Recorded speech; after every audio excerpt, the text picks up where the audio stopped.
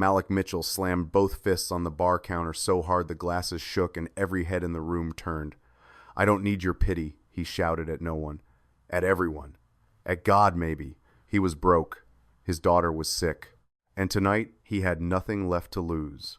But when he opened his eyes the next morning, there was a diamond ring on his finger, a stranger in a silk robe sitting across from him, and a voice as cold and precise as a boardroom gavel saying, "Good morning, husband." Drop your city in the comments right now. I want to see how far this story travels. And if you're new here, hit subscribe.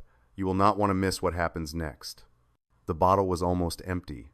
Malik Mitchell didn't consider himself a drinking man. He'd had maybe 2 beers at his buddy Dale's 4th of July cookout last summer, and that was about the extent of it. He had a daughter to raise. He had responsibilities. He had had a job, past tense. He stared at the amber liquid swirling at the bottom of his glass and let that word sit in his chest like a stone. He had 6 years as a warehouse supervisor at Carrington Logistics. 6 years of early mornings, late nights, skipped vacations, and weekends spent reorganizing inventory schedules because nobody else would do it right. 6 years of "we couldn't do it without you, Malik, and you're the backbone of this floor, Mitchell." And then, 11 days ago, a man in a gray suit who'd never once set foot on the warehouse floor had called him into a conference room, slid a single sheet of paper across a fake wood table, and said with all the emotional weight of a drive-through order, "We're restructuring. Your position has been eliminated. Please sign here." Just like that, 11 days ago, he'd driven home in silence. He'd made Naya her grilled cheese, her favorite, the one with the slightly crispy edges she always called the good kind. And he'd sat across from her at their small kitchen table while she talked about her school project on monarch butterflies. And he had smiled. He had nodded. He had said, "That sounds amazing, baby." And he hadn't told her a word. She was 8 years old. She had a heart condition that required a surgery the doctors were calling time-sensitive. She still believed her dad could fix anything. He wasn't going to be the one to shatter that. But tonight Nia was at his mother's house for the weekend, and the apartment was too quiet, and the rejection letter from the 3rd job application this week was still sitting open on his kitchen counter. And Malik Mitchell had driven to the first bar he'd passed and sat down on a stool and said to the bartender, "Something strong, please." That had been 3 drinks ago. The place was called Murphy's. It wasn't fancy. It wasn't a dive exactly, but it wasn't trying to impress anyone either. Low lighting, wooden stools, a jukebox in the corner playing something slow and twangy. The kind of bar where men came to be quiet, and nobody asked why. Malik liked it immediately. He wasn't talking to anyone. That was fine. He rolled his glass between his dark brown palms and ran the numbers in his head for what felt like the 100th time this week. Nia's surgery estimate $87,000. His savings $4,200. His severance 6 weeks of pay already half depleted by rent and groceries. His health insurance expiring in 19 days. 19 days. He pressed his thumb into his temple and exhaled through his nose. Think, Malik, think. He thought about calling his brother in Phoenix, but Andre had 3 kids of his own and a mortgage that was already underwater. He thought about his father and then immediately stopped thinking about his father. He'd looked into medical financing, hospital payment plans, nonprofit assistance programs. He'd made phone calls. He'd filled out forms. He'd been told, "We'll be in touch." So many times the phrase had started to feel like a door closing in slow motion. There was a solution somewhere. There had to be. He just couldn't find it.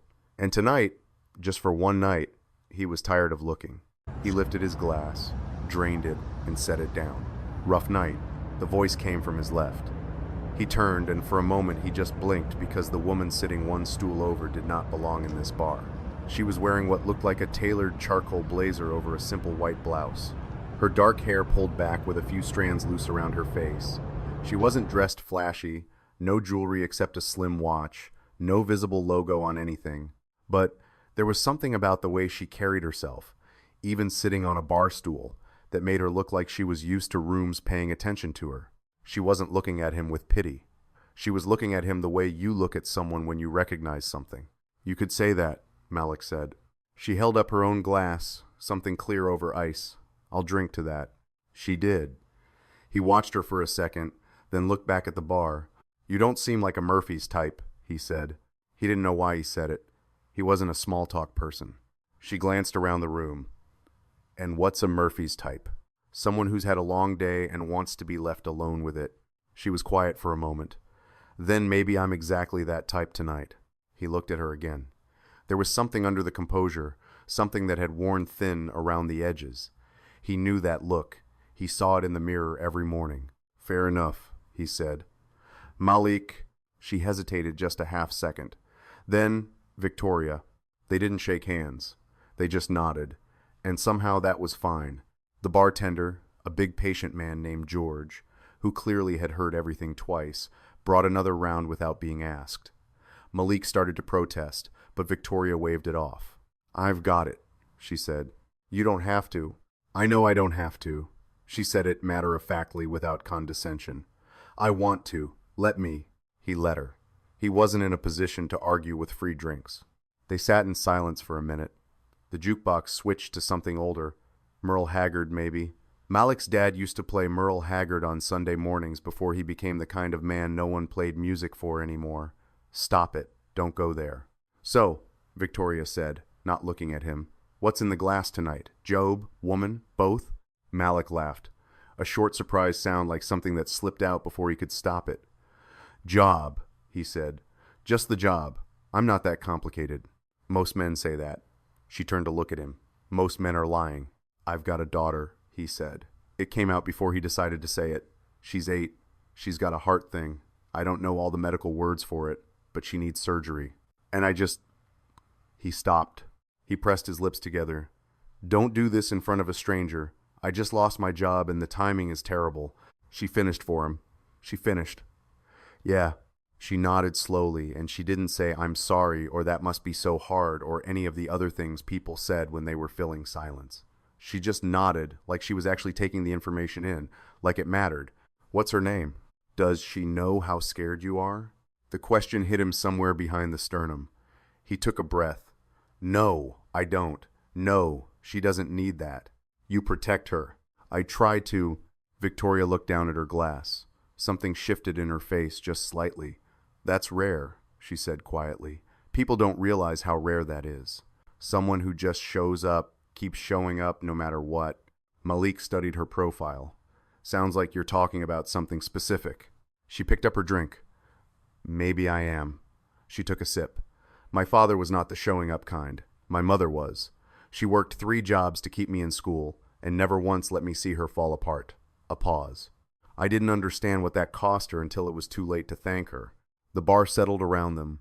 George was drying glasses at the far end. The Haggard song faded out and something else drifted in, softer. I'm sorry, Malik said. Don't be. She looked at him again, and this time there was something almost like a smile. She'd have liked you. I think she had a thing for stubborn men who refused to give up. Stubborn? He almost laughed again. I prefer persistent. Of course you do. And just like that, they were talking. Really talking. Not the careful surface-level chatter of strangers trying to say nothing, but the honest, stripped-down conversation that only seems to happen after dark when your defenses are tired and the drinks are doing the softening for you. 2 rounds later, he found out she ran a company. A big one. How big? He asked. Big enough that I spent the last 14 hours in a conference room arguing with 7 men who all think they know better than I do. About what? Everything. She refilled her glass from the bottle George had quietly left between them. My acquisition strategy, my leadership team, She stopped, pressed 2 fingers to the bridge of her nose. My personal life. They have opinions about your personal life? When you run a publicly traded company worth $4 billion, everyone has opinions about everything. She said the number flatly, the way someone mentions whether they're bored of. The board believes She searched for the word. Unstable because I'm not married. Because I don't have the right image, the kind that makes institutional investors feel comfortable. Malik stared at her. That's insane. That's business. No, he said firmly. That's people using business as an excuse to say things they couldn't get away with saying otherwise. He paused. My old HR director used to do that. Dress everything up in policy language so he never had to own what he was actually saying. Victoria looked at him for a long moment. You're very direct. I'm sorry. I don't mean to. No. She shook her head. I mean it as a compliment. It's been a long time since someone talked to me like I'm just a person. The night kept unfolding. They talked about Nia, about her butterfly project, about the way she laughed with her whole body, about the crayon drawing currently taped to Malik's refrigerator that was supposedly a portrait of him but looked more like a very cheerful potato. Victoria laughed at that, a real laugh, not the polished kind.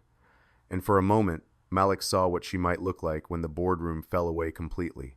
Just a woman in a bar laughing at a potato drawing, tired and human and a little lonely. He didn't say any of that, but he thought it. More drinks arrived. George stopped asking if they wanted them. At some point, Malik couldn't have told you exactly when the conversation stopped being about their problems and started being about everything else. Favorite baseball teams, whether Chicago deep dish counted as pizza, bad movies they'd watched 3 times for no good reason, the particular freedom of being in a bar where nobody recognized either of them. Victoria ordered food. They ate bar nachos and argued over whether jalapenos should be mandatory or optional. Mandatory, they both agreed. And this felt like a genuine moment of connection. Malik stopped counting drinks. He was warm. He was laughing more than he had in months. He was sitting next to a woman who was brilliant and fierce and funny in a way she was clearly not used to being allowed to be. And the weight on his chest had not disappeared, but it had shifted the way a heavy coat does when you finally sit down and let your shoulders rest. At one point, he said something he wouldn't remember exactly what later about how if he could just get 1 year, just 1 year where he could breathe, get Nia through surgery, get back on his feet, rebuild, 1 year, and he could fix all of it. Victoria had gone quiet.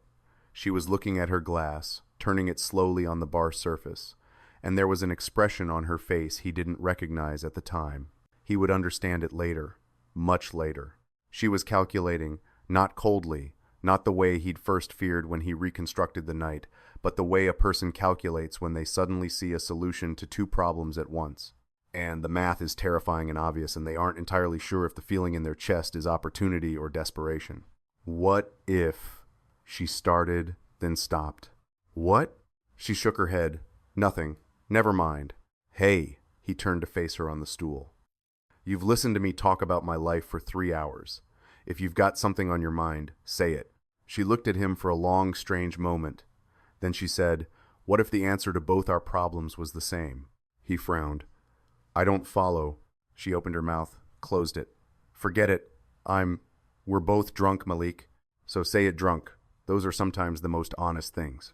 She laughed, a short, almost incredulous sound. Then she looked at the bar, then back at him, and she said it. He didn't fully process it. He said something back. He thought it might have been, that's either the best or worst idea I've ever heard. And she had said, that's exactly how I feel about it. And they had both laughed, and George had refilled their glasses one final time, and the rest of the night had dissolved into warmth and noise, and the particular gravity of 2 exhausted people who had stopped fighting the current. The morning arrived like a conviction. Malik's eyes opened to a ceiling he didn't recognize, a light that was too bright, a pillow that smelled like something expensive. His mouth tasted like bad decisions.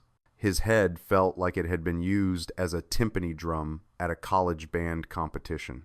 He lay very still. Where am I? He turned his head carefully. Every degree of rotation felt like a tax and took in the room. High ceilings, floor-to-ceiling windows, a skyline visible through those windows that suggested a very high floor in a very expensive building. Furniture that looked like it had been selected by someone who knew what mid-century modern actually meant. This was not his apartment. He sat up slowly. He was still dressed, his jeans and flannel shirt, his boots on the floor by the bed. That was something. That was a data point. His left hand was resting on his knee. There was a ring on his finger. He stared at it. It was a plain gold band, simple and solid, and it was absolutely and completely on his left ring finger, and it had not been there yesterday. What? Good morning. He looked up. Victoria Hale was sitting in a chair across the room, dressed in a silk robe, holding a cup of coffee, looking at him with an expression that was complicated in ways he didn't yet have the vocabulary for. Not guilty exactly, not casual. Something in between, like someone who had made a decision and was still deciding if it was the right one. Malik looked at the ring. He looked at her. He looked at the ring again. Victoria. His voice was graveled, rough from sleep and alcohol. What is this? She took a slow sip of her coffee. I believe, she said carefully, that in the state of Nevada, it's called a marriage certificate. The room went very, very quiet. Malik's brain ran several rapid calculations. Bar, drinks, ring, her, hotel room, certificate, and produced a result that had to be immediately submitted for review because surely this was an error. We're not. He stopped. We didn't. We did. She set her coffee down on the side table. We went to a 4-hour chapel on Fremont Street at approximately 1:45 this morning. You gave a small speech about butterflies. But butterflies? Monarch butterflies specifically. It was, she paused, oddly moving. Malik pressed both hands over his face. From behind his palms, muffled and disbelieving, he said, I don't even remember a chapel. The officiant's name was Randy. He had a bolo tie. You told him he looked like a man who'd seen some things, and Randy said yes, he had. And you shook his hand very solemnly. Oh, God, there are photos. There are photos. Randy's wife takes them. It's a package deal. Malik lowered his hands and looked at her. His heart was slamming. His palms were sweating. His brain was doing something between a full system restart and a complete shutdown. But Victoria was watching him with those calm, measuring eyes, and she wasn't panicking, and she wasn't laughing at him, and she wasn't reaching for a phone to call a lawyer. She was sitting in that chair like she had already thought through every possible version of this conversation and had decided exactly which one she was going to have. Victoria, he said. His voice came out steadier than he expected. I need you to tell me something true right now. Was this an accident? She held his gaze. A beat passed, then another, and then in a voice that was perfectly controlled and somehow the most frightening thing he had heard in his entire life, she said, Not entirely. Malik Mitchell stared at the ring on his finger, at the woman across the room, at the city glittering in the window behind her like a world he had never been invited into before. His daughter needed surgery. He had 19 days of health insurance left, and he was married. The word hung in the air between them like smoke. Not entirely. Malik didn't move. He sat on the edge of that enormous bed in that enormous room in a city that apparently housed 2 4-hour wedding chapels with photographers named Randy. And he looked at Victoria Hale and tried to find something in her expression that would tell him this was a joke, a very elaborate, very expensive joke. There was nothing. Her face was composed. Her hands were steady around her coffee cup. She was watching him the way a person watches a door they aren't sure is going to open or stay shut. Not entirely, he repeated back to her slowly, like he was checking each word for structural damage. No. Which part was the accident? She considered this. The timing, she said, and Randy. But he lifted his left hand and held it up between them, the gold band catching the morning light. This part, the married part, that was something I suggested. Yes. She didn't flinch. And something you agreed to. I was drunk, Victoria. So was I. She set her coffee down and folded her hands in her lap, and the composure was still there. But he could see now in the slight tension around her jaw that it was costing her something. I'm not going to pretend otherwise. But I want you to understand that what I said last night, what I proposed, I meant. I wasn't saying it because of the alcohol. The alcohol just made me say it out loud. Malik stood up. He needed to be vertical for this conversation. He ran a hand through his hair, paced 2 steps toward the window and 2 steps back, and then turned and looked at her. You're going to have to explain this to me, he said. All of it from the beginning, because right now my head feels like a construction site, and I have a ring on my finger, and I need to understand what exactly it is I apparently agreed to last night. Victoria nodded once. Sit down, she said, please. He sat, not on the bed, on the chair across from her, because whatever this conversation was, he was going to have it eye to eye. She was quiet for a moment, organizing something. Then she started talking. You know, I run Hale Industries. You mentioned it. Yeah. What you may not know, what most people outside the financial press don't track closely, is that I've been fighting a board restructuring attempt for the better part of 8 months. She said it evenly, the way someone recites a situation they've already processed past the emotional stage. 3 of my 7 board members want to remove me as CEO. They don't have the votes yet, but they've been building their case. And the centerpiece of that case, she paused, is that I'm a liability. A liability. Unstable, erratic, poor judgment. Her mouth tightened.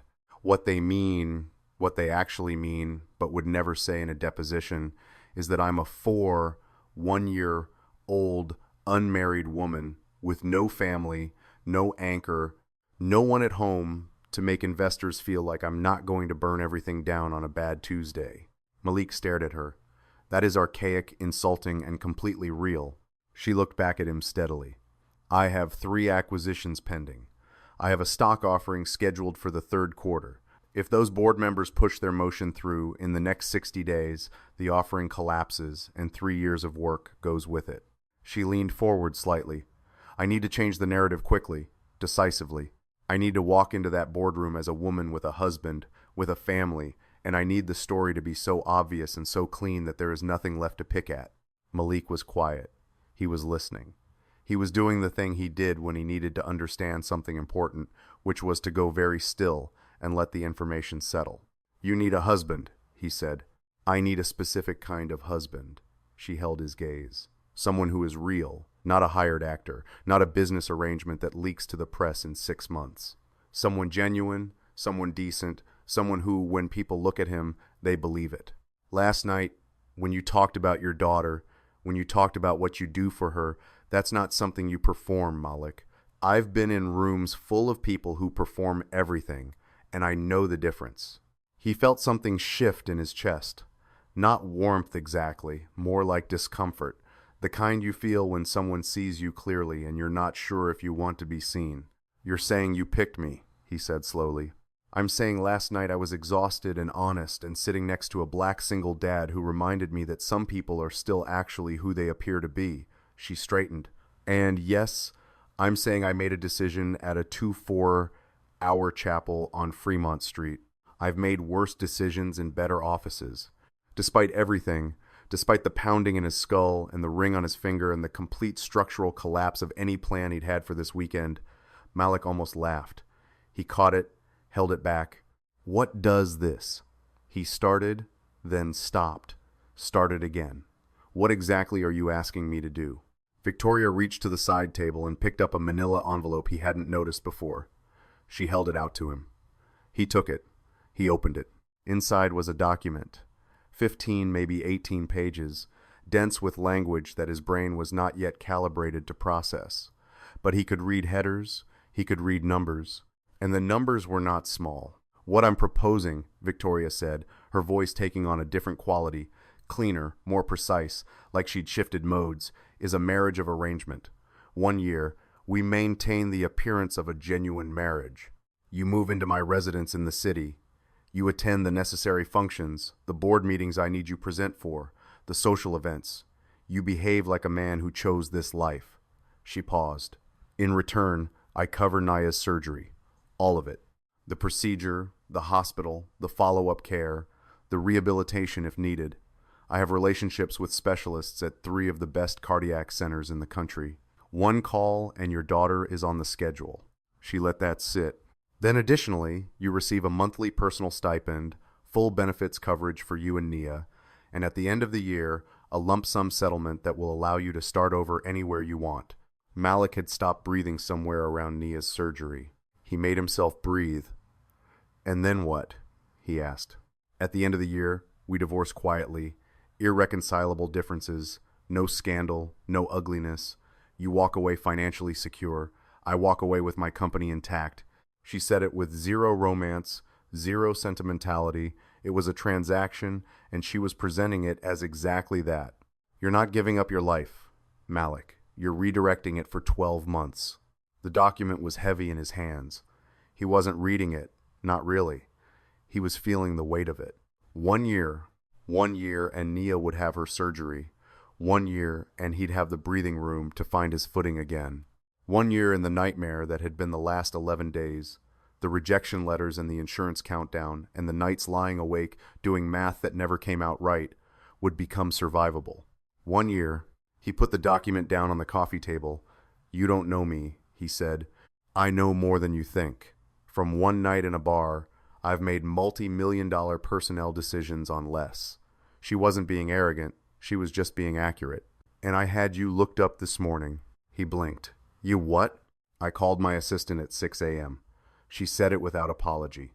Malik Mitchell, 39, single father, 6 years at Carrington Logistics, terminated 11 days ago. Daughter, Nia Mitchell, age 8, diagnosed with a congenital heart defect requiring surgical correction. No criminal record, no bankruptcy filings, 2 parking tickets in 2019. A pause. Your former supervisor called you the most reliable person he'd ever managed and said the company was, quote, an absolute disaster for letting you go. Malik felt a strange heat behind his eyes. Not anger, something more complicated than that. You investigated me, he said, while I was asleep. I was protecting myself. And she added quieter, I was protecting Nia. I wasn't going to make this offer to someone who didn't deserve it. He stood up again. He walked to the window. He looked out at the city. Las Vegas from a very high floor. Daylight now. The glamour scraped off and replaced by something more ordinary and somehow more honest. Roads, traffic, people going somewhere. He thought about Nia. He thought about her sitting in the doctor's office 3 months ago in her yellow sneakers, asking the cardiologist if the surgery would hurt, and the doctor saying, we're going to make sure you're asleep the whole time, sweetheart. And Nia saying, okay, but what about after? And the doctor saying, after is going to be hard for a little while, but after is also where the better part starts. After is where the better part starts. His throat was tight. He turned back from the window. There are things I need to understand, he said. Ask. Nia, where does she fit in this? Because I'm not. I'm not hiding her somewhere while I play house with you. She's my daughter. She comes with me. Victoria didn't hesitate. I know that. She would live with us. She would be part of the household. Something shifted in her voice just slightly, just enough for him to notice. I wouldn't expect a man to leave his child behind. That would defeat the purpose. She's not a prop. I understand that. I mean it, Victoria. She's not something you put in a room and bring out for the board to look at. She's a little girl who has already been through too much, and if I do this, he stopped. If I do this, she needs to be protected from whatever this is.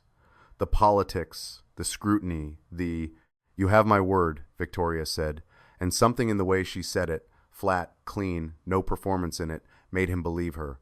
Whatever you need for Nia is non-negotiable. I'll put it in the contract. Everything I need for Nia goes in the contract, he said. In plain language, not in terms your lawyers invented. She almost smiled at that. Fair. I want to read this whole thing. He tapped the manila envelope. With someone who knows what they're looking at. I have a friend, Marcus. He's a paralegal. Close enough. I want him to look at it before I sign anything. Of course. And I want a separate section, separate, clearly marked, that outlines exactly what this is, the scope of it, what I'm agreeing to and what I'm not. He looked at her directly. Because I'm not agreeing to disappear into your life, Victoria. I'm agreeing to stand next to you for 12 months. Those are different things. They are, she agreed. She was watching him with something new in her eyes. He couldn't name it yet. Reassessment, maybe. You negotiate well for a man who just woke up married. I've been a warehouse supervisor for 6 years. I've argued about pallet configurations with men who'd rather die than admit they were wrong. I know how to hold a position. This time, she did smile. It was small and a little reluctant, and it was the most genuine thing he'd seen from her since the bar. What else? She said. Malik thought. He was moving now. His brain had shifted out of shock and into the mode it went into when he had a problem that needed solving. It wasn't comfortable exactly, but it was functional. The timeline on Nia's surgery, he said. I'm not signing anything until I have a confirmed date. Not we'll make some calls. A confirmed date at a real facility with a real surgeon. I can have that for you by tomorrow morning. Today. She raised an eyebrow. My daughter's health isn't a negotiating chip to hold until the ink dries. He met her gaze. Today, Victoria. I want the surgeon's name, the facility, and the date. Then we talk about the rest. A long beat. She studied him. All right, she said. Today, and one more thing. He crossed his arms. You said 1 year. Public appearances, living arrangement, the image. I can do that. But I need to be clear about something, and I need you to hear it. He waited until she was fully looking at him. I'm not going to lie to my daughter about what this is. She's 8. She's sharp. She's going to ask questions. And I'm not. I won't teach her that lying is how you get through hard things. So whatever we tell the outside world, whatever story we build for the board and the press and whoever else is watching, there will be a version of the truth that Nia gets. Simplified, age-appropriate, but true. She knows her dad makes decisions that keep her safe. She's gonna know that's what this is. Victoria was very quiet for a moment. Something passed across her face, fast, almost invisible, like a light flickering in another room. I think, she said slowly, that's the most honorable thing anyone has said to me in a business meeting. This isn't a business meeting. No. She looked down at her hands. No, it isn't. Malik uncrossed his arms. The tension in the room had shifted. Not gone, but changed in texture. Less standoff, more negotiation. Two people trying to find the edges of something. I have questions about the board, he said. About what you need from me there. I'm not a corporate person, Victoria. I've never been in a boardroom in my life. You won't need to be a corporate person. You need to be yourself. She looked at him evenly. That's actually the point. The board doesn't want to see another power player. They want to see stability, groundedness, someone who makes me look like I have something outside the company worth protecting. She paused. Can you do that? I'm a single dad from a one-bedroom apartment who just got fired from a warehouse. Grounded is about all I've got. Then you're exactly what I need. They sat with that for a moment. Outside, the city hummed.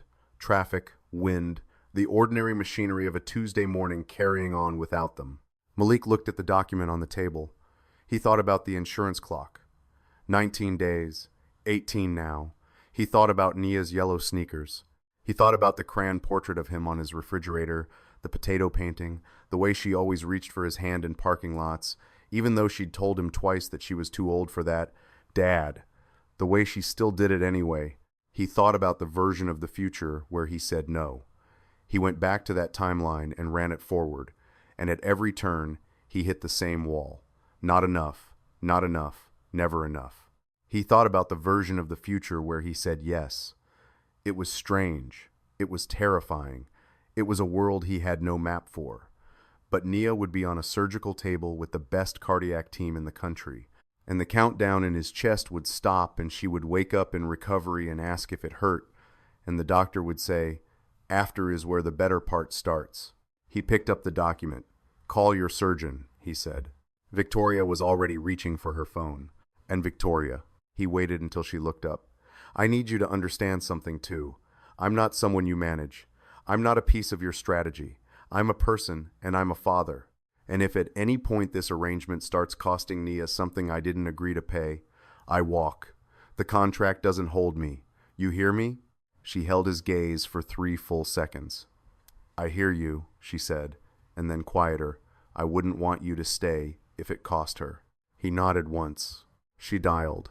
He listened to her speak on the phone. Calm, precise, professional, asking for a name he didn't recognize, but that she clearly knew. Calling in something, arranging something, and in the middle of a sentence, she glanced at him and gave one small nod that meant, it's happening, this is real. Malik looked down at his left hand, at the ring. He was 39 years old. He was broke, unemployed, and hung over in a hotel suite in Las Vegas with a marriage certificate he didn't remember signing and a wife he'd known for less than 12 hours. And somehow in this moment, with the phone call happening and the contract on the table and the city spreading out behind the glass, he felt something he hadn't felt in 11 days. Like there was a move to make. Like the game wasn't over. He didn't know this woman. Not really. Not yet. He didn't know what the next 12 months were going to demand of him. What the board would throw at him. What it would cost him to stand inside a life that wasn't his by choice, but by desperation, and a night that had gone sideways in the most improbable direction possible. But Nia needed surgery, and this woman, this complicated, controlled, lonely, brilliant woman, was offering him the only door he could find. He thought of something his mother used to say when he was a kid, whenever things got hard. You don't have to see the whole staircase, baby. Just take the next step. He took a breath. He picked up the contract. He started to read. Marcus read the contract twice. He read it the way a man reads something he can't quite believe is real. Slowly, going back over sentences, holding pages up like he was checking for watermarks. Malik sat across from him at Marcus's kitchen table in Phoenix, drinking bad coffee, watching his friend's face cycle through confusion, disbelief, and something that kept threatening to become laughter but never quite got there. Finally, Marcus put the last page down. "Malik," he said, "I know this woman. I know you married her in a chapel." "Marcus, I know." Marcus leaned back in his chair and pressed both hands over his face, the same way Malik had done in the hotel room 2 mornings ago. They'd been friends since high school. Marcus had been best man at Malik's first wedding, the real one. The one that had lasted 4 years before Danielle decided she wanted a different life. A life that apparently did not include a warehouse supervisor from Ohio or the daughter they'd made together. Marcus had helped Malik move into the 1-bedroom apartment. He had driven Nia to her first cardiology appointment when Malik's car wouldn't start. He was the kind of friend who didn't need a reason to show up, which meant he was the kind of friend who had earned the right to say what he actually thought. "Tell me you haven't signed it," Marcus said, dropping his hands. "I haven't signed it." "Good. Okay, that's good." He tapped the stack of papers. "Because there's a lot here, man. The residency clause. You'd be living in her building, her rules, her schedule. The public conduct terms are tight. There's a media engagement protocol in Section 7 that basically says you need to run any interview or press statement through her communications team first." He paused. "And the exit clause is clean. I'll give her lawyers that. The settlement number is real. She's not playing games with the money." "What about Naya?" Marcus flipped to the section he'd tabbed. "This is the part I want you to look at. I actually..." He stopped, started again, and his voice had changed. "Malik, the medical provisions in here are not small. She's not just offering to cover the surgery. She's offering a full care package. The surgery, post-op, any complications, follow-up procedures for 5 years. 5 years of cardiac coverage for Nia, regardless of how the marriage ends." He looked up. "That's not a business arrangement. That's a person making sure a kid is okay." Malik didn't say anything. He looked at his coffee. "I'm not telling you what to do," Marcus said. I want you to know what you're looking at, because when I read the first half of this, I thought run. And when I read the Nia section, I thought..." He shook his head. "I thought I understood why you're still sitting here." "What would you do?" Malik asked quietly. "Honestly?" Marcus was quiet for a long moment. Outside his kitchen window, his own kids were in the backyard. Malik could hear them through the glass, the familiar chaos of young voices. "I'd sign it," Marcus said finally, "and I'd spend every day of those 12 months making sure I came out of it knowing I'd done right by her." He met Malik's eyes, by both of them. Malik nodded. He picked up the pen Marcus had left on the table, and he signed it. The surgeon's name was Dr. Patricia Okafor. She was based at Northwestern Memorial in Chicago, one of the top 3 cardiac surgery programs in the country, and her assistant called Malik's phone while he was still at Marcus's table to confirm that Nia Mitchell had been scheduled for preoperative evaluation in 2 weeks with surgery to follow within 30 days of clearance. Dr. Okafor herself got on the line for 4 minutes and spoke to Malik directly, explained the procedure in plain language, answered his questions without making him feel stupid for asking them, and said, "Your daughter is going to do well, Mr. Mitchell. I've reviewed her file. This is very fixable." Malik had to excuse himself to Marcus's back porch for a few minutes after that call. He stood in the cold and breathed and let himself feel it. Not the fear, not the logistics, not the enormous strangeness of everything that had happened in the last 72 hours, just the relief, the specific physical chest-unlocking relief of someone telling him that his daughter was going to be okay. When he came back inside, his eyes were dry. Marcus didn't say anything. He just handed him more coffee. "So what happens now?" Marcus asked. Malik looked at the signed contract on the table. "Now," he said, "I go learn how to be married to a billionaire." Moving Nia into Victoria's building was the strangest afternoon of Malik's life, and that was a field with very strong recent competition. He hadn't told Nia much. He'd kept the promise he'd made to Victoria in the hotel room, a simplified version of the truth, age-appropriate, but real. He'd sat with Nia on the edge of her bed the night before and said, "Dad made a new friend. Her name is Victoria. She's going to help us make sure you get your surgery, and for a while, we're going to live in her home." And Nia had looked at him with those deep brown, serious eyes and springy curls she got from Danielle and said, "Is she your girlfriend?" And Malik had said, "We're married, actually." And Nia had stared at him for a very long time and then said, "You got married without me there?" The accusation in her voice had nearly knocked him flat. He'd spent 20 minutes explaining that it was complicated and that she would have been there if he'd planned it better and that he was sorry and that she was the most important person in any room always. No exceptions. By the end of it, Nia had grudgingly accepted a peace offering of ice cream and said, "I want to meet her before I decide if I like her." Malik had said that was completely fair. Victoria met them in the lobby. She was in a blazer, slightly less formal than the one from the bar, dark blue, and she'd left her hair down. Malik noticed, with something he filed away to think about later, that she looked nervous. It was subtle, just a fractional tension in her shoulders, the way her hands clasped in front of her before she consciously released them, but it was there. Victoria Hale, CEO, $4 billion company, was nervous about meeting an 8-year-old. Nia walked up to her, stopped at about 2 feet of distance, and looked at her with the full evaluating gaze of a child who has not yet learned to pretend. "You're really pretty," Nia said. Victoria blinked. "Thank you. Are you going to make my dad stop being sad?" And there it was, right there in the lobby, in front of the doorman and the marble floor and the elevator bank. Nia had just said the thing that Malik hadn't said to anyone. Victoria knelt down. Actually knelt down, blazer and all, until she was at Nia's eye level. "I'm going to try," she said. "Is that okay?" Nia considered this with great seriousness. Then she stuck out her hand for a handshake. Victoria shook it. "Okay," Nia said. "You can be married to my dad." Malik looked at the ceiling for a moment. "Permission granted," Victoria said, and there was something in her voice that was not boardroom composure. Something lighter, something that surprised her too.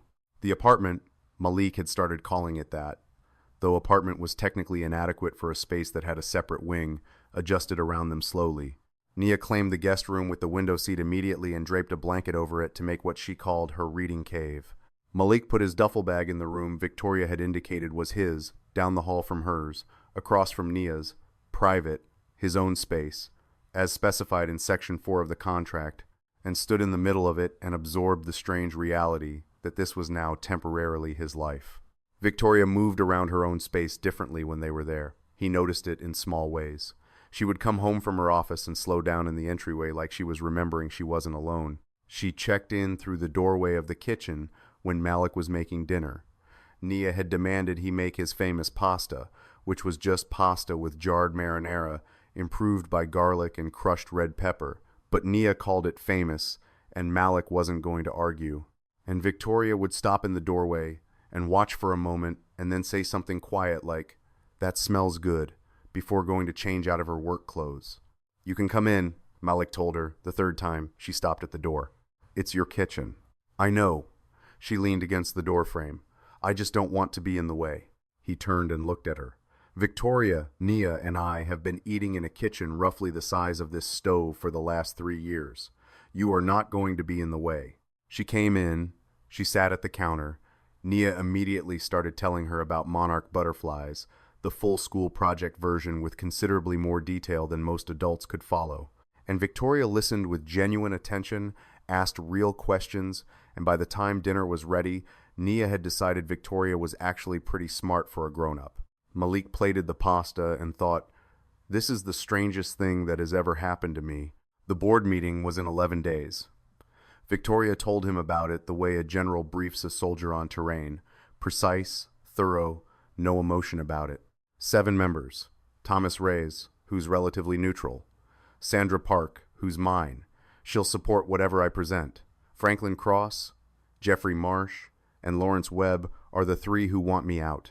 Margaret Cole is the wild card, and she is the most dangerous one in the room. Why her?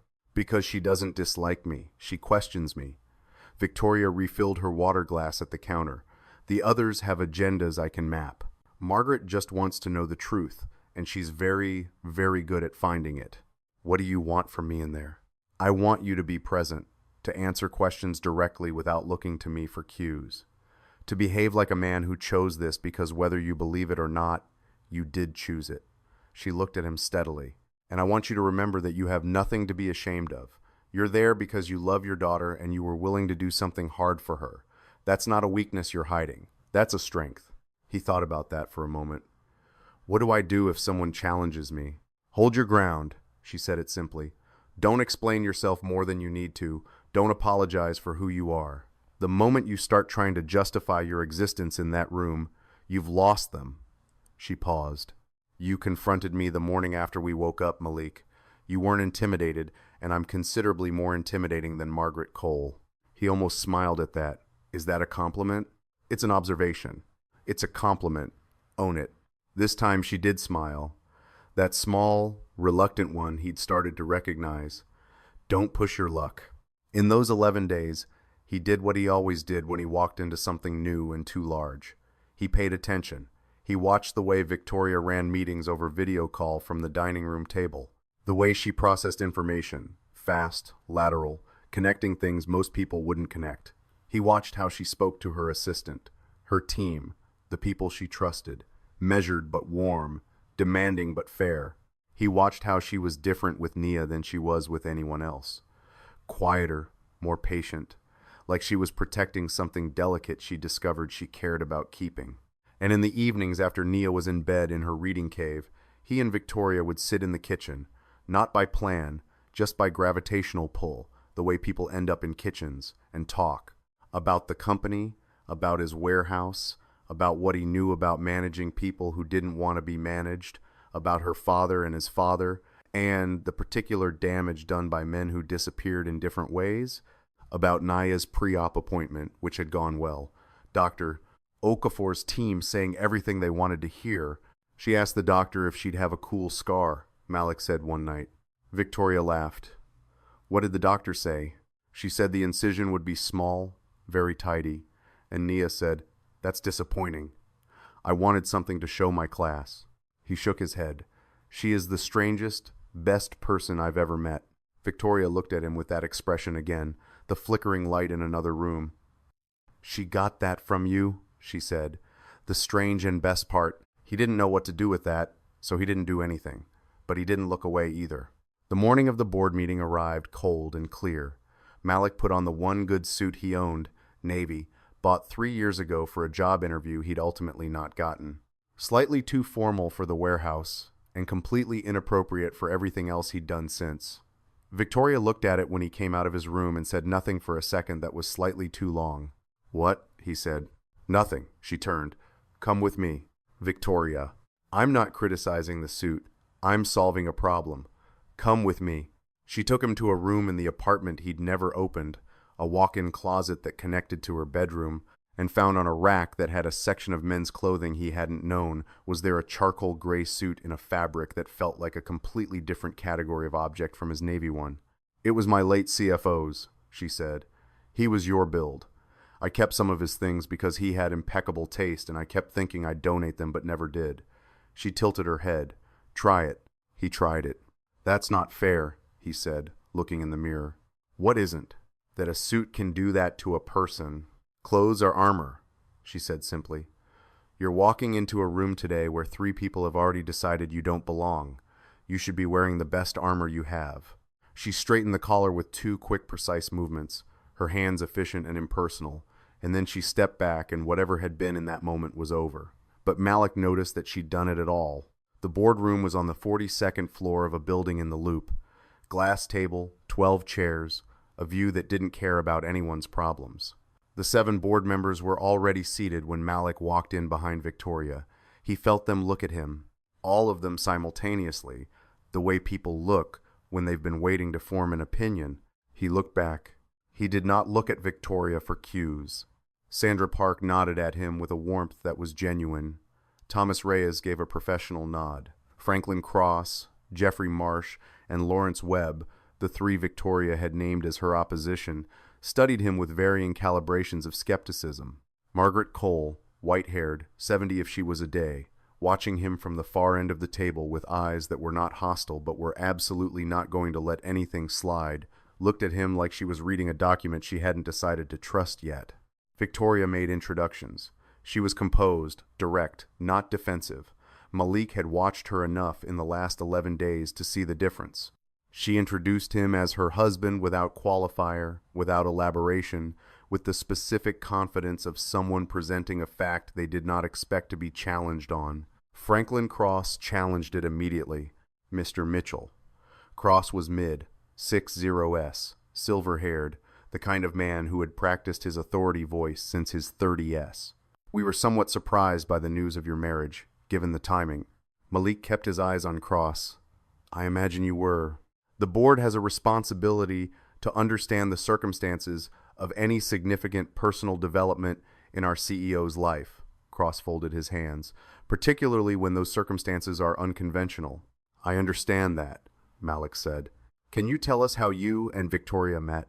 At a bar, Malik said. We talked for a few hours. We had more in common than either of us expected. A beat. Cross waited for him to elaborate. Malik didn't. And the marriage itself was our decision, Malik said. Hers and mine. Cross's eyebrows moved slightly. He hadn't expected the flat stop. He adjusted. Jeffrey Marsh leaned in from Cross's left. Mr. Mitchell, what is your professional background? Warehouse supervision, logistics management, and currently. He glanced around the room. Currently, I'm here. Another beat. Marsh and Cross exchanged something wordless. Margaret Cole had not spoken yet. She was watching Malik with that reading a document expression, her hands folded in front of her, utterly still. Then she spoke. Mr. Mitchell. Her voice was measured, deliberate, exactly as Victoria had described. I'd like to ask you something directly, and I'd like a direct answer. Go ahead, Malik said. Do you love her? The room went quiet in a different way. Malik felt Victoria, seated beside him, go very still. He looked at Margaret Cole. She was not trying to trap him. He could see that she was doing exactly what Victoria had said. She was looking for the truth, and she was going to find it one way or another. So the only variable was whether he told it to her or let her excavate it. He thought about what was true. He thought about 11 days, about a hotel room and a contract and a surgeon named Dr. Okafor, about pasta in a kitchen that wasn't his, about a woman who knelt down in a lobby to shake his daughter's hand. I can't tell you it's the kind of love that takes years to build, he said. I won't insult you by pretending that's what this is. He kept his voice level. He kept his eyes on Margaret. What I can tell you is that I respect her. I've watched how she works. I've watched how she treats people. I've watched her be patient with my 8-year-old daughter when she didn't have to be, when no contract required it, when no one was there to see it. He paused. And I'm here. I'm choosing to be here. Not because I don't have anywhere else to go, but because this woman offered me a hand when I was drowning, and I don't take that lightly. So no, maybe it's not love yet, but it's real. And I'd put that against a lot of things people call love. Margaret Cole looked at him for a long time. Lawrence Webb filled the silence with what he'd clearly been saving. Mr. Mitchell, let's be straightforward. You lost your job less than 2 weeks before this marriage. You have a daughter with significant medical expenses. Isn't it possible that this arrangement is financially motivated? And there it was. Malik turned to look at Webb. He felt something settle in him. Not anger exactly, though anger was part of it, more like a bedrock certainty. The kind you reach when someone accuses you of the one thing you've been honest with yourself about and you know exactly where you stand. Yes, Malik said. The word landed like something dropped from a height. Webb blinked. He'd expected a denial. My daughter needs heart surgery, Malik said. She's 8 years old. I had 19 days of health insurance left and a bank account that wasn't going to cover her care. I would have moved heaven and earth for that surgery. He looked around the table slowly, not aggressively, just letting each of them see that he wasn't hiding from this. So yes, part of why I said yes to this marriage is because it means my daughter gets the surgery she needs. I'm not going to pretend that's not true because it is true, and lying about it would make me the kind of man who doesn't deserve to be in this room. He set his hands flat on the table. But I want to be clear about something. I didn't marry Victoria for her money. I married her because she looked at me in a bar and saw a man worth making a real offer to. And I looked at her and saw a woman who needed someone who would show up without an agenda. We made a deal, but the deal isn't the whole story. He paused. The whole story is still being written. Webb opened his mouth. I'm not finished, Malik said quietly. Webb closed his mouth. You want to know if I'm good enough for her? That's what this is. Malik looked at him steadily. With respect, Mr. Webb, that's not actually your question to answer. It's hers, and she already answered it. The room was absolutely silent. Margaret Cole made a sound, almost nothing, almost just a breath, but the corners of her mouth had moved. Victoria, beside him, had not spoken. She was looking at the table, but her hand under the edge of the glass surface had found his. Her fingers closed around his just once, just briefly.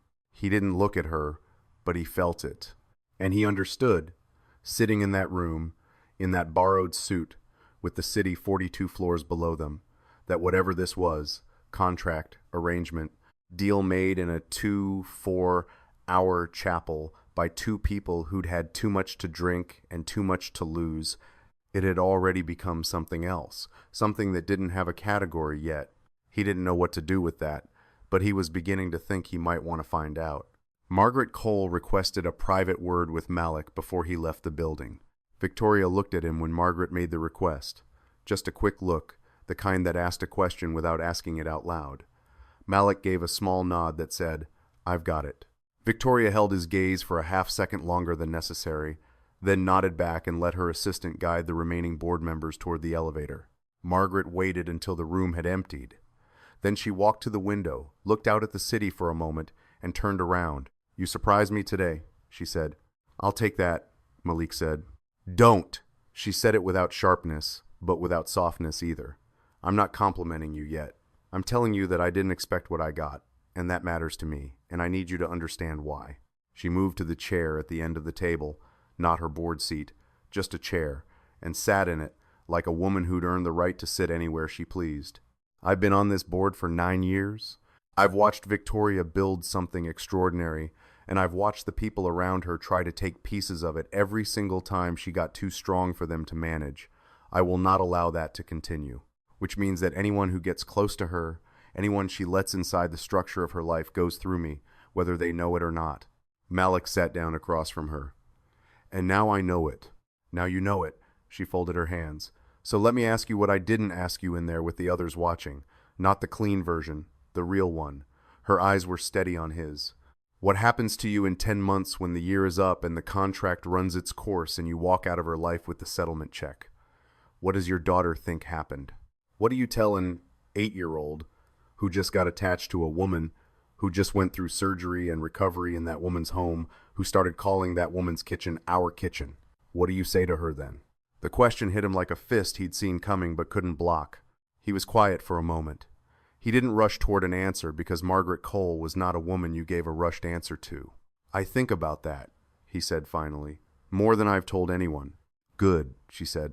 "That's the right answer. The wrong answer would have been a clean explanation." She studied him. "You're already in trouble, Mr. Mitchell. You know that? What kind of trouble?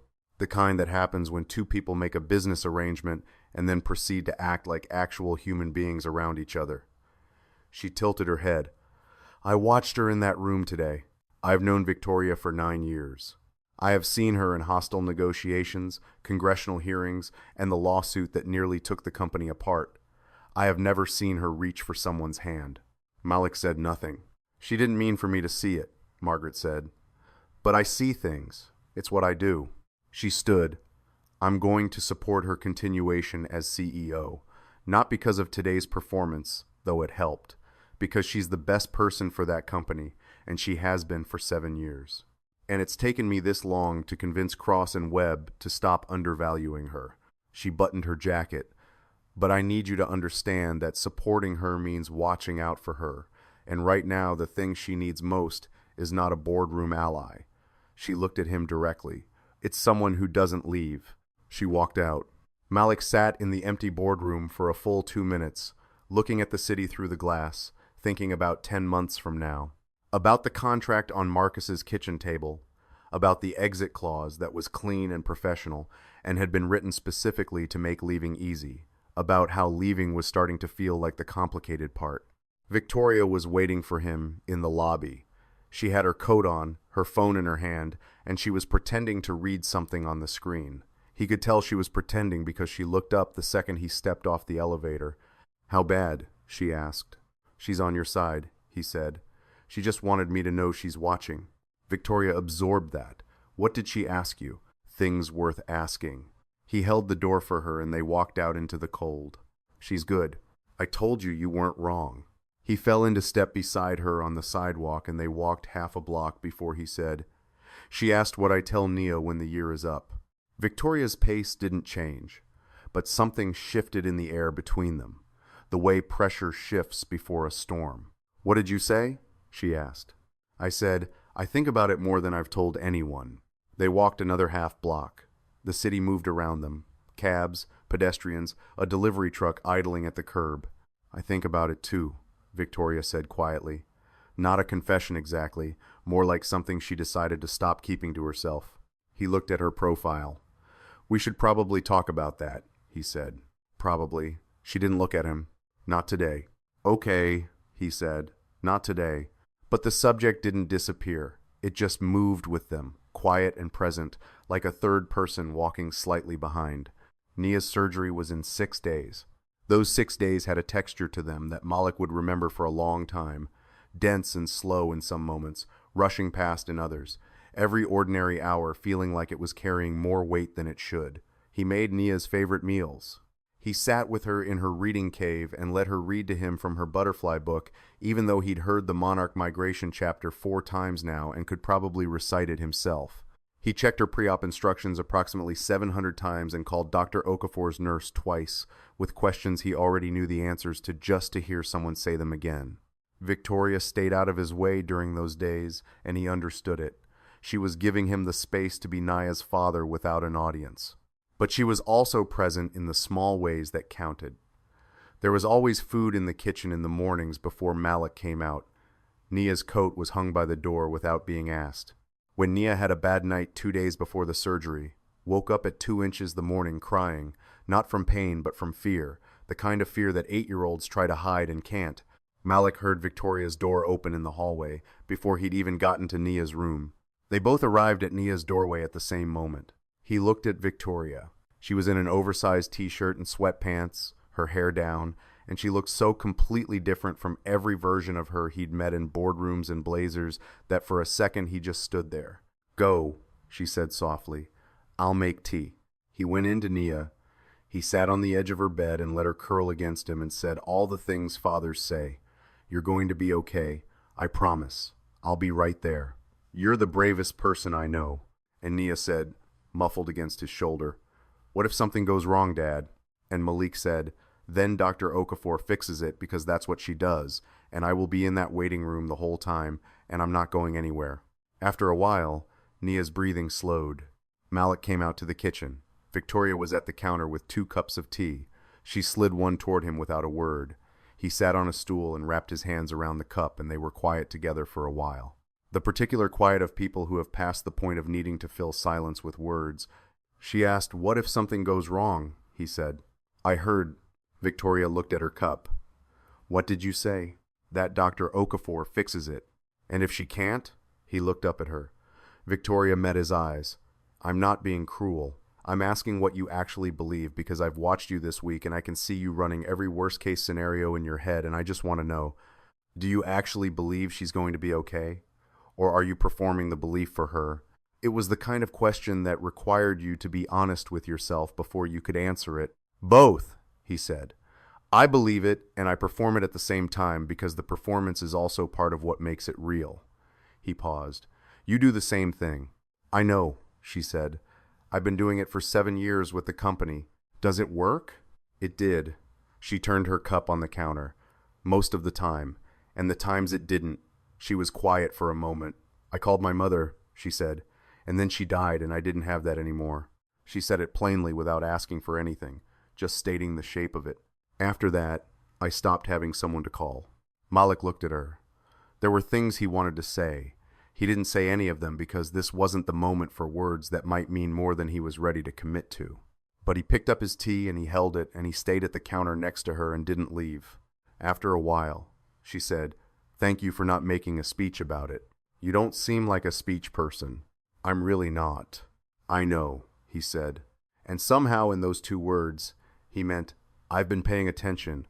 I see you, more than the contract required. He didn't know if she heard all of that, but she stopped turning her cup and she didn't move away. The surgery morning arrived the way surgery mornings do, ordinary and enormous at the same time. The alarm, the getting dressed, the hospital bag Malik had packed and repacked. Nia was brave in the way children are brave when they're terrified, which is to say she made jokes that were slightly too loud and held Malik's hand in the elevator with a grip that left marks. Victoria came with them. Malik hadn't asked. She had simply appeared in the entryway at 6, 15 inches the morning in her coat, car keys in hand, and said, "I'm coming." Not as a question, not as an offer, as a statement of what was happening. He hadn't argued.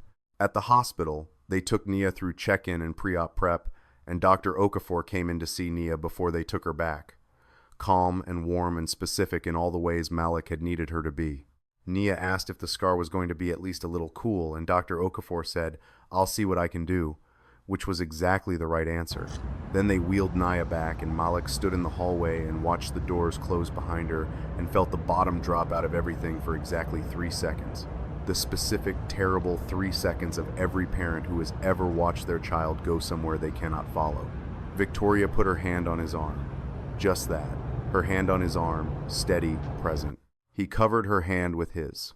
They sat in the waiting room for 4 hours and 20 minutes. They drank bad coffee. They didn't talk about the contract or the board or any of the architecture of their arrangement. They talked about Nia, stories mostly. Malik told the one about Nia's first day of kindergarten when she'd refused to leave because she wanted to personally introduce herself to every child in the class before she felt it was appropriate to go home. Victoria laughed, the real one, the unguarded one. She told him that she'd been terrified of hospitals since her mother's last year, and that sitting in this waiting room was costing her more than she was showing. "You didn't have to come," he said. "I know." She looked at him. "I wanted to." She thought about it, genuinely thought about it, the way she thought about things she wanted to get right. "Because she matters to me," she said finally. "I didn't expect that to happen, but it did." "Just Nia?" he asked. The question hung there. Victoria looked at him for a long moment.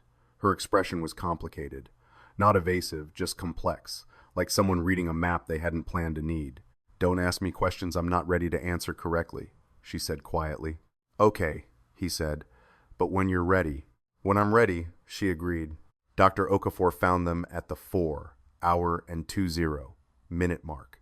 She came through the doors with her surgical cap still on, and she was already smiling, and Malik was on his feet before he decided to stand. "She did beautifully," Dr. Okafor said. "Everything went exactly as planned. She's in recovery. You can see her in about 30 minutes. Malik put both hands over his face. He heard Victoria make a sound beside him, very quiet, just a breath. And when he lowered his hands, she had both hands pressed to her mouth and her eyes were bright, and she was not performing anything at all. He put his arms around her. It happened before he thought about it, before the contract or the arrangement or the 1-2-month timeline had a chance to weigh in. She was right there, and she was feeling what he was feeling. And his arms went around her, and she didn't stiffen, didn't step back. She leaned into him, her forehead against his shoulder, and for a moment they were just two people in a hospital waiting room who had been scared together and were relieved together. And all the complicated scaffolding of how they'd gotten here didn't matter at all.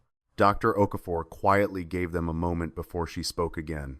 "The thing about relief, the deep kind, the bone-level kind, is that it doesn't just release what you were holding about the specific crisis. It releases everything you'd been bracing around, all the tension you'd packed in around the fear to keep yourself functional.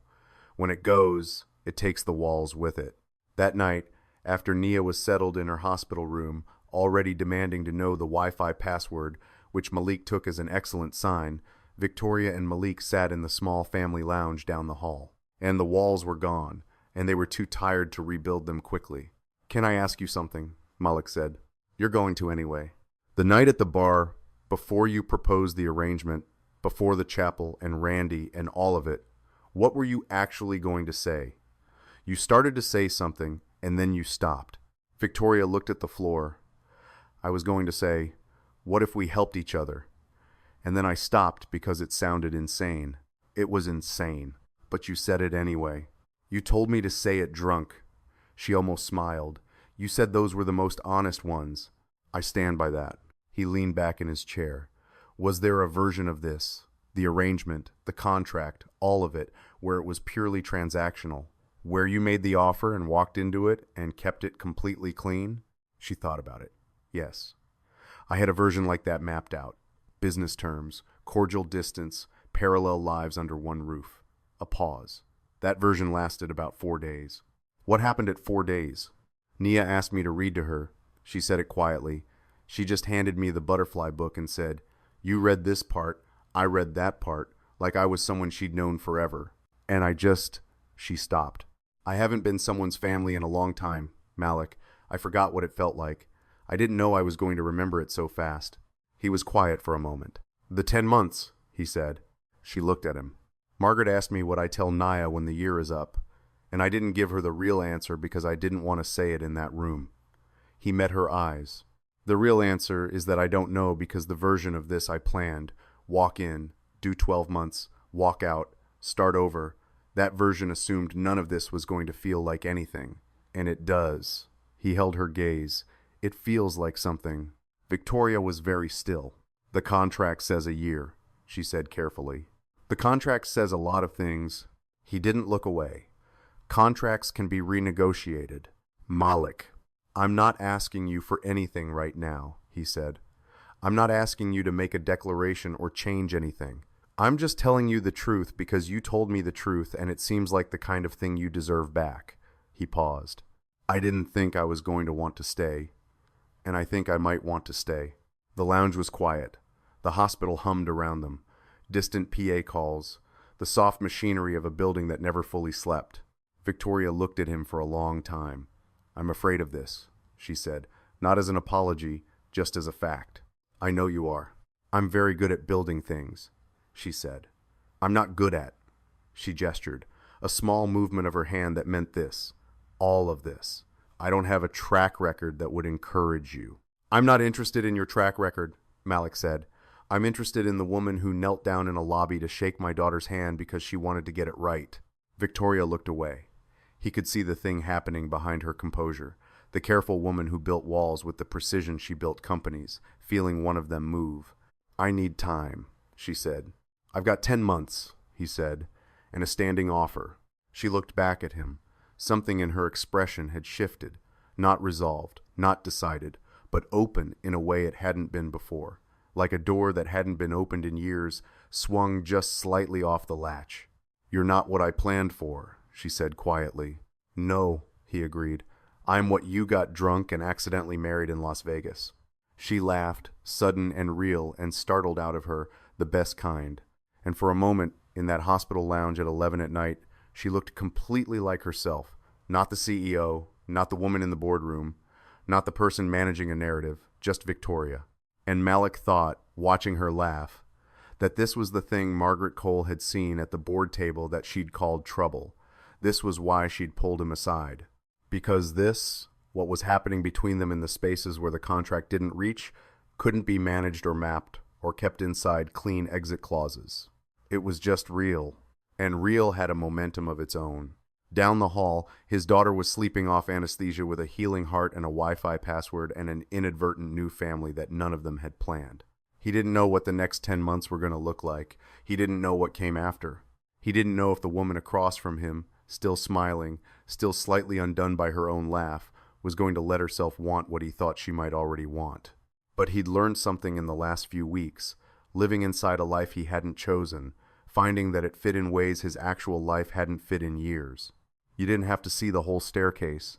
You just had to take the next step. Nia came home from the hospital on the Thursday. She walked through the front door of Victoria's apartment under her own power slowly, one hand on Malik's arm, the other trailing along the wall. And the first thing she said when she got inside was, "It smells like home." She said it simply, the way children say true things without understanding the full weight of what they've just put down in the room. Malik looked at Victoria over Nia's head. Victoria was looking at Nia with an expression he'd stopped trying to categorize. It wasn't performance. It wasn't the careful management of a woman protecting her perimeter. It was just open. Like something that had been locked for a long time had been left that way, and she'd decided to stop going back to check if it was still secure. "Your reading cave got an upgrade," Victoria said to Nia. Nia looked up. "What kind of upgrade?" "Go see." Nia went carefully but with purpose. And a moment later, they heard the sound she made, which was not quite a word and not quite a scream, but somewhere in between, the sound of a child confronted with exactly what they wanted. Victoria had put a reading light in the window seat, a real one, adjustable, with a small shelf beside it for books, and on the shelf, already arranged, was Nia's butterfly book and two new ones beside it. A field guide to North American birds that Nia had mentioned once in passing 3 weeks ago in a conversation she probably didn't think Victoria had fully heard. She had heard it. Malik stood in the hallway and felt the truth of everything settle in his chest, like something coming to rest after a long time moving. Recovery was slow in the way that healing is always slow. Not dramatic, not linear, full of good days and days where Nia was tired and frustrated and wanted to be her full self again before her body was ready to give that back. Malik was there for all of it. He worked the schedule around her follow-up appointments, her medication times, her physical therapy sessions at the cardiac rehab center, where a therapist named Glenn called her the most motivated 8-year-old I've ever worked with. And Nia had said, "I'm almost 9," with great dignity. Victoria restructured her mornings to be home until 10. She told her assistant it was a temporary adjustment. She said it with the tone of someone who knows it isn't temporary but isn't ready to say that yet. What she actually did every morning was make coffee and sit at the kitchen counter and be present while Malik got Nia ready for the day. She didn't insert herself. She didn't perform. She was just there, available, warm, doing the quiet work of someone who has decided a place is worth showing up for. On a Wednesday morning, about 2 weeks after Nia came home, Malik came out to the kitchen and found Victoria helping Nia with her handwriting homework. Nia was writing a sentence about monarch butterflies, her own choice, and Victoria was leaning over her shoulder saying, "Push the loop a little higher on the Y like you mean it." And Nia was saying, "I do mean it." And Victoria was saying, "Then show me." And Nia was laughing and trying again. Malik stood in the doorway and didn't say anything for a moment. Then Victoria looked up and saw him, and something passed between them, wordless, clear, the kind of communication that develops between people who have spent enough time being honest with each other that they don't need all the syllables anymore. "You see this," his eyes said. "I know," hers said back. "I know what this is." He poured himself coffee and sat down at the counter, and the three of them were, for that morning at least, entirely and simply a family. The board voted 6-1 to extend Victoria's contract as CEO by 5 years. Lawrence Webb cast the dissenting vote, which surprised no one, least of all Victoria. Margaret Cole was the first to call her after the meeting. Malik was in the room when the call came, watching Victoria pick up the phone, watching her face as Margaret spoke. "She says you've stopped making decisions like someone who thinks she's alone," Victoria told him after she hung up. "Is that a compliment from Margaret?" "It's practically a standing ovation." She set the phone down. "She also said to tell you that she'd like to have dinner with us sometime, with Nia too, if she's up for it. Nia will cross-examine her about birds. Margaret will enjoy that." Victoria looked at him. "She told me something else." "What?" she said, and I'm quoting, "Don't be an idiot, Victoria." She held his gaze. She didn't specify what she meant. "I think we both know." Malik was quiet for a moment. "It's been 10 weeks, he said. "I know. The contract says 10 more months. I know that too." "Victoria." He moved closer, not crowding her, just closing the distance that was becoming harder to justify. "I need you to understand something. I'm not holding you to anything. I'm not going to stand here and tell you that what I feel obligates you to feel the same thing. That's not who I am." He looked at her steadily. "But I'm also not going to pretend I don't feel it because I told you in that hospital lounge that I was going to keep telling you the truth. And I meant that." She looked at him. That reading a document look, but different now. Not assessing risk. Assessing something she'd already decided she wanted. "I spent 15 years building something," she said, "putting everything into the company. Every good decision I had, every hour I could find, every relationship that got in the way of the work. I let it go because I told myself the work was enough.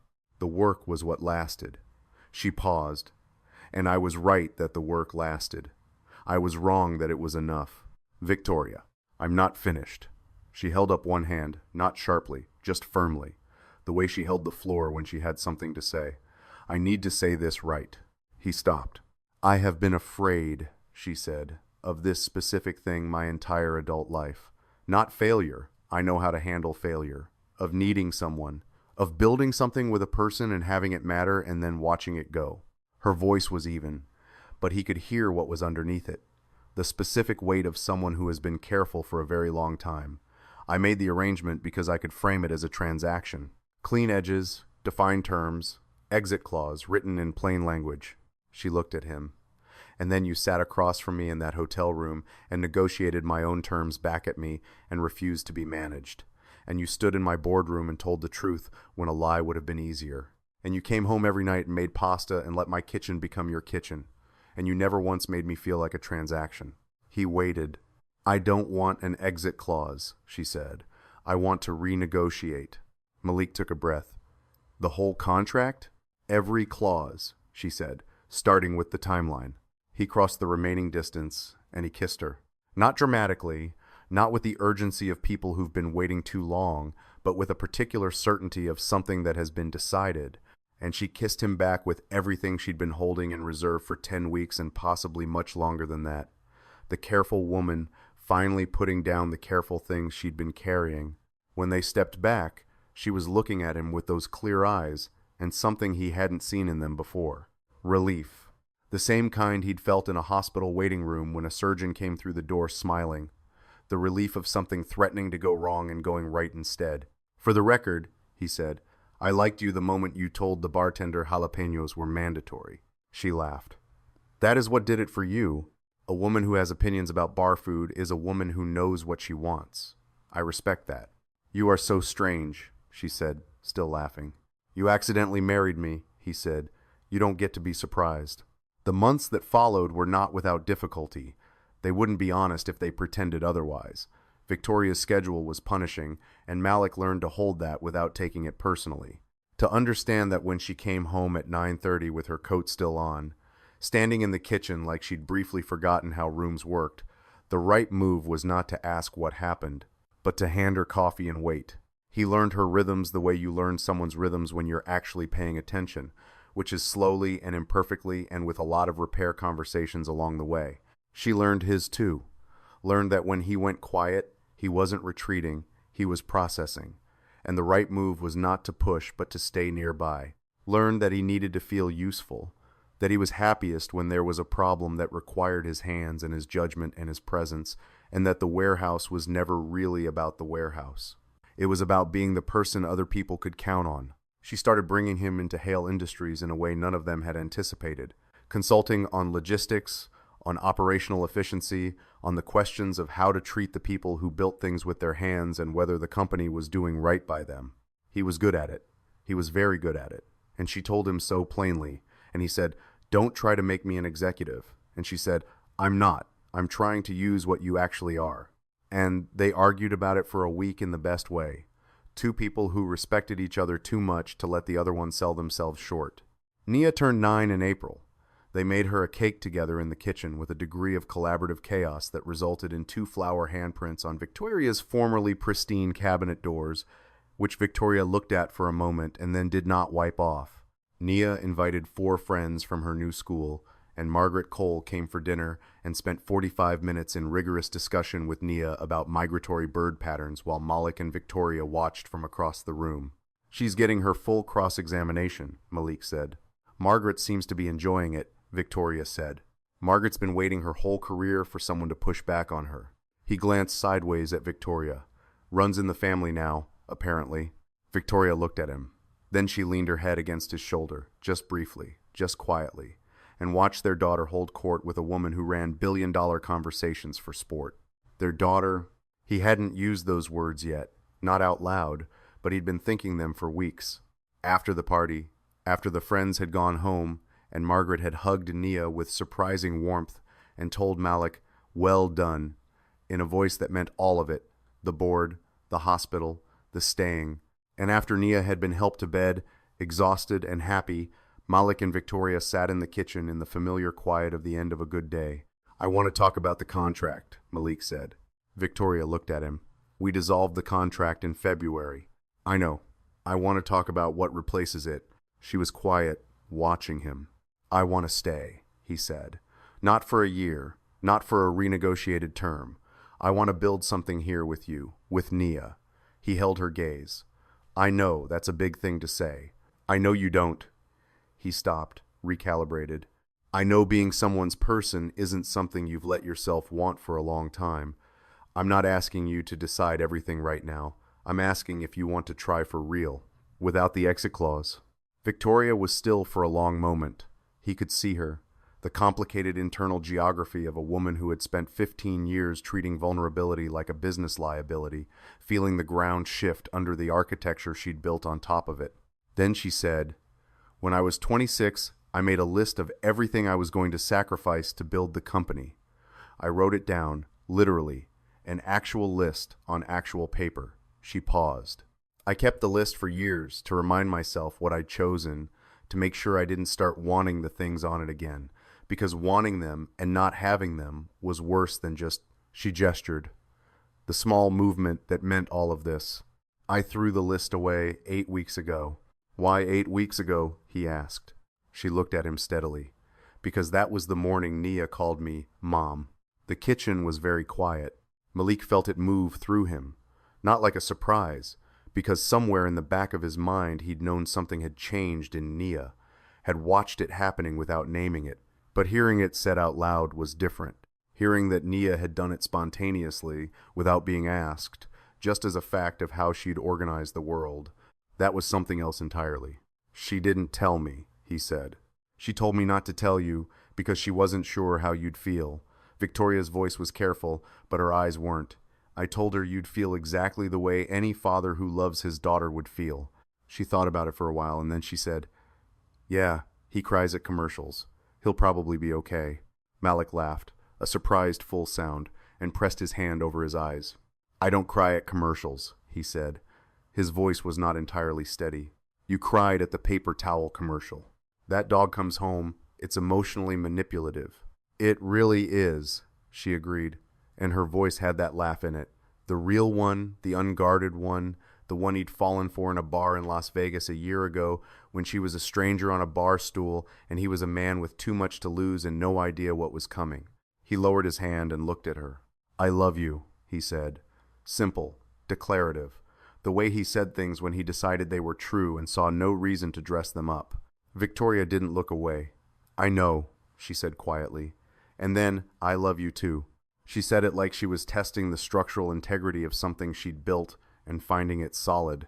"It's terrifying." "Yeah," he said. "It is. You're not scared?"